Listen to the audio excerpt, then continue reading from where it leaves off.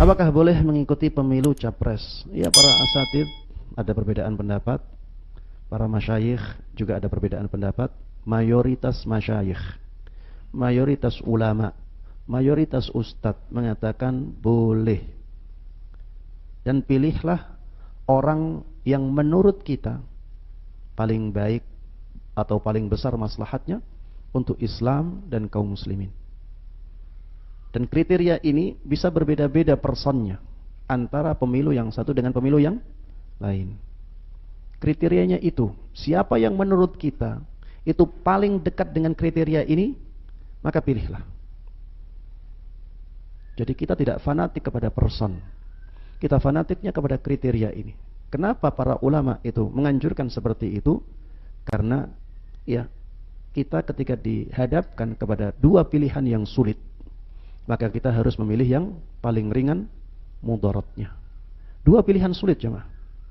Negara kita negara demokrasi. Dan para ulama negara demokrasi ini tidak murni sesuai dengan syariat Islam. Tapi kita tidak bisa menggantinya, apalagi kita rakyat jelata. Tidak bisa kita ganti. Itu dipaksakan kepada kita. Kemudian kalau kita tidak memilih, bukan berarti kita keluar dari demokrasi, karena demokrasi memberikan pilihan untuk golput. Demokrasi pun memberikan pilihan kepada rakyatnya untuk golput. Yang golput dibiarkan, tidak apa-apa, itu memang pilihan. Tidak ada yang memaksa kita untuk memilih.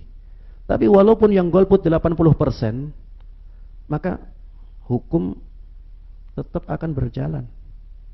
Nanti yang mempengaruhi keputusan 80% tadi adalah yang 20% ini. Ya. Ini pilihan, dan pilihan ini mudaratnya besar. Kalau kita golput terjadi yang seperti itu, mudaratnya besar.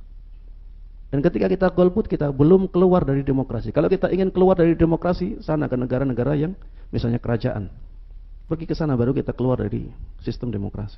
Kalau masih di Indonesia, ya kita dipaksa untuk menerapkan demokrasi. Yang golput pun sebenarnya masih dalam sistem demokrasi. Karena memang demokrasi memberikan pilihan itu. Maka lebih baik kita memberikan pilihan sebagaimana ini disampaikan oleh para ulama. Mayoritas ulama seperti itu. Antum lihat ke Lajnah Daimah, ya. Ini lembaga fatwa di negara Saudi menyampaikan itu. Antum ke Syekh Albani, fatwanya banyak, beliau membolehkan. Antum ke Syekh Utsaimin, fatwanya banyak. Ya, bahkan Syekh Utsaimin itu mengatakan wajib. Antum ke Syekh Abdul Muhsin Al-Abbad masih hidup. Ini ulama sangat alim sekali dalam masalah hadis Nabi Muhammad sallallahu alaihi wasallam. Mengajar di Masjid Nabawi itu sampai lebih dari 30 tahun atau 40 tahun. Sekarang umurnya lebih dari 80 tahun. Pernah berfatwa tentang masalah pemilihan gubernur di Jakarta. 2019. Ana di majelis. Ya, ana ketika itu di majelis beliau. Pemilihan gubernur Jakarta tahun berapa ya? 2017. Ya, ana masih di sana. Karena ana 2019 sudah di Indonesia ya. 2017. Ana pulang 2018 awal. Ana mendengar langsung dari beliau. Ini ulama hadis paling senior di kota Madinah. Mengatakan kalau kalian tahu siapa yang lebih maslahat, lebih besar maslahatnya bagi Islam dan kaum muslimin, maka pilih. Pilih yang menurut kalian seperti itu. Pilihan seseorang bisa salah, jemaah. Bisa salah. Bisa kita percaya kepada seseorang karena memang yang kelihatan seperti itu ternyata setelah menjabat tidak seperti itu. Tidak ada masalah di sini. Karena yang kita ikuti adalah dzan kita. Ya, ini seperti ketika ada seseorang batal wudunya. Tapi dia ingat-ingat, enggak ingat kalau dia batal. Akhirnya dia sholat. Boleh enggak dia sholat? Apa yang kita katakan? Boleh. Loh, Ustaz ini kan enggak punya wudu sebenarnya. Iya, tapi persangkaan dia berwudu. Enggak akan disiksa oleh Allah Subhanahu wa taala. Kalau misalnya setelah sholat dia meninggal, apakah dikatakan orang ini meninggalkan sholat? Tidak. Mungkin dikatakan meninggalkan sholat tapi tidak berdosa dia. Karena dia sudah mengikuti persangkaannya. Maka tidak ada masalah ya. Kita ya, tanggung jawab kita adalah ketika memilih.